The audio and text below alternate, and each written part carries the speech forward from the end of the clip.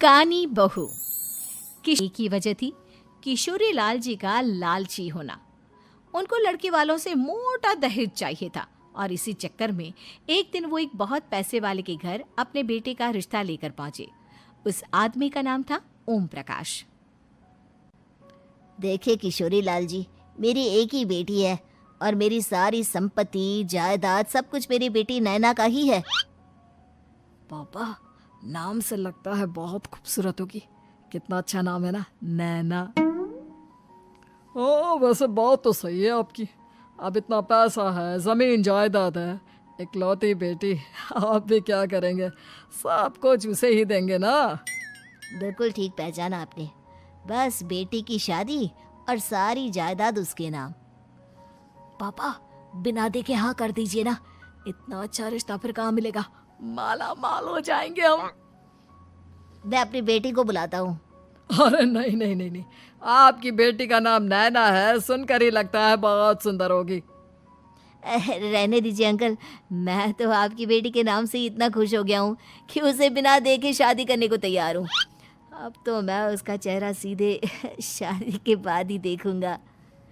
और इस तरह राघव नैना का चेहरा नहीं देखता और उससे शादी कर लेता है। शादी के बाद अपनी सुहाग रात पर जब राघव नैना का घूंघट उठाकर देखता है तो नैना की आंखें बंद थी। कितने खूबसूरत हो तुम नैना, जरा अपनी आंखें खोलकर मेरी तरफ देखो तो सही। नहीं, मुझे शर्म आती है। अरे, मैंने तुम्हें शादी से पहले भी नहीं देखा और अब अगर तुम आंखें खोलकर मुझे देखोगी भी नहीं तो मुझे अच्छा कैसे लगेगा? इससे पहले कि नैना अपनी आंखें खोलकर राघव की तरफ देखती, अचानक से लाइट चली गई और राघव नैना को पूरी तरह से देख भी नहीं पाया। अगली सुबह नैना राघव के लिए नाश्ता बनाकर लेकर आई।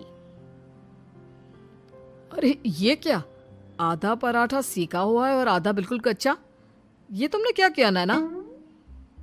बहू, तुमने क्या आधा पराठा तवे से नीचे लटका कर रखा था जो आधा सेका है और आधा कच्चा? मुझे जितना दिखेगा उतना ही तो सीखूंगी ना पापा जी। जहाँ जहाँ मुझे नजर आ रहा था वहाँ मैंने सीख लिया, जहाँ जहाँ नहीं दिखा वहाँ कच्चा रह गया होगा। इसका क्या मतलब है? ये कैसा मजाक कर रही है तुम? अरे बहू, तुमने इतना लंबा घूंघट क्यों लगाया हुआ है? देखो, हमारे घर में बहुओं को बेटी की तरह रखा जाता है और फिर तुम तो इतना सारा माल लेकर आई हो। देखो, ये घूंघट डालकर रखने की कोई ज़रूरत नहीं है। हाँ नैना, पापा जी ठीक कह रहे हैं, तुम तो आराम से रहो, अपना ही घर समझो। नैना अचानक से अपना घूंघट उठा लेती है। अरे ये क्या पापा, नैना की तो एक आंख फूटी हुई है। नाम से नैना, लेकिन ये तो कानी बहू निकली। मेरे साथ धोखा हुआ है, धोखा। बिना दिखाए अपनी कानी लड़की मेरे संग ब्याह दी। मुझे कानी बीवी नहीं चाहिए। मुझे अभी ओम प्रकाश जी से बात करनी पड़ेगी। आखिर उन्होंने मेरे साथ ऐसा किया क्यों?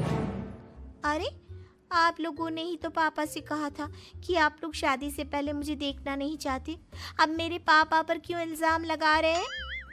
अरे लेकिन उन्हें बताना तो चाहिए था ना कि तुम कानी हो, एक आंख से तुम्हें दिखाई नहीं देता। किशोरी लाल और राघव नाराज होकर ओम प्रकाश को अपने घर बुलाते हैं। पापा जी, ये आपने क्या किया? शादी से पहले बताया क्यों नहीं कि नैना की आंखों में परेशानी है? अरे, आप ही ने तो लड़की देखने से मना कर दिया था। अरे लेकिन आप बता तो सकते थे। आपको तो हमारी बेटी की प्रॉपर्टी चाहिए थी, वो भी पूरी की पूरी। अब क्या हुआ अगर उसे आधा दिखाई देता है? प्रॉपर्टी तो आपको पूरी मिल गई ना। अरे ये क्या बात हुई? मेरी शादी प्रॉपर्टी से नहीं, आपकी बेटी से हुई है। अब ये तो पहले सोचना चाहिए था, तब तो मेरी प्रॉपर्टी देखकर तुम्हारी जुबान लप लपा रही थी। लेकिन मैं कानी लड़की को अपनी बीवी बनाकर नहीं रख सकता। पापा, कुछ करिए ना आप। हाँ, करता हूँ। देखिए ओम प्रकाश जी, आप हमारे साथ ऐसा नहीं कर सकते। और तुम देखो, अगर तुमने मेरी बेटी से शादी तोड़ी ना, तो जो भी प्रॉपर्टी मैंने तुम्हें दी है वो तो पूरी की पूरी वापस ले ही लूंगा और आधी प्रॉपर्टी तुम्हारी भी लूंगा। अरे मेरी आधी प्रॉपर्टी भला क्यों लेंगे आप? इसलिए क्योंकि मेरी बेटी को आधा नजर आता है और उसकी नजर अभी तक तुम्हारी आधी जायदाद पर ही पड़ी है। अब तुम उसे घर से निकालोगे तो कुछ तो लेकर जाएगी ना। और अगर हम आपकी बेटी को अपने घर की बहू बनाकर रखे तो? तो तुम्हारी पूरी प्रॉपर्टी तुम्हारी ही रहेगी और जो मैंने तुम्हें दिया है ना उसमें से बस मैं आधा लेकर जाऊंगा। अरे लेकिन अब आप अपनी दी हुई प्रॉपर्टी में से आधी वापस क्यों लेकर जाएंगे? अगर मैं आपकी बेटी को अपनी पत्नी बनाकर रखने को तैयार हूं तो? इसलिए ताकि भविष्य में अगर तुम मेरी बेटी को धोखा दो तो उसके पास कुछ तो रहे जो पति का हो। वैसे मेरे पास तो बहुत कुछ है, लेकिन अपने पति की कोई निशानी तो उसके पास होनी चाहिए ना। अब अगर तुमने मेरी बेटी को कानी कहा तो तुम्हें प्रॉपर्टी भी कानी ही मिलेगी, पूरी नहीं। जमाए राजा। किशोरी लाल और राघव समझ चुके थे कि वो बुरी तरह फंस चुके हैं और अब उनके पास वहां से निकलने का कोई चारा नहीं है। अब समझ में आया ना, लालच बुरी बला होती है। एक तो तुम्हें प्रॉपर्टी मिली, ऊपर से बीवी मिली, उसमें तुम्हें नखरे भी दिखाने हैं। आए बड़े, चुपचाप बैठो दोनों। कुछ दिनों के बाद नैना राघव की कार लेकर बाजार घूमने निकलती है और जब कार लेकर वापस आती है, ये क्या? एक तरफ से मेरी गाड़ी पूरी खराब हो चुकी है। लगता है तुमने मेरी गाड़ी को किसी दूसरी गाड़ी के साथ एक्सीडेंट किया है। अरे अरे कितना बड़ा नुकसान कर दिया तुमने बहू। वो क्या है ना पापा जी, मुझे एक आंख से दिखाई नहीं दे रहा था, सामने से गाड़ी आ रही थी। मुझे तो सिर्फ आधा ही दिखाई दिया और वो गाड़ी मेरी कार से रगड़ते हुए निकल गई। अब मैं क्या करूं बताओ? आप इसे ठीक कराने के पैसे कौन देगा? तुम्हारे पापा। तुमने मुझसे इस तरह से बात की? अभी रुको। नैना राघव की शिकायत ओम प्रकाश को कर देती है।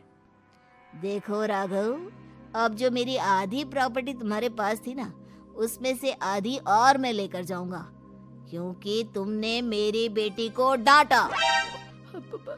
अरे नहीं नहीं पापा जी, गलती हो गई, माफ कर दो। गलती की तो कोई गुंजाइश ही नहीं। अगली बार मेरी बेटी को डांटा तो बची हुई आधी में से आधी और ले जाऊंगा। लालच के चक्कर में हम दोनों ने बहुत बड़ी गलती कर दी बेटा। एक तो तुम्हें कानी बहू मिली और ऊपर से जो माल मिला वो भी काना।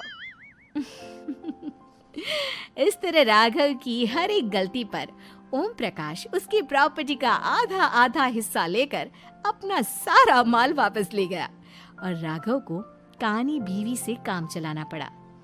भाई लालच वाकई में बुरी बला है।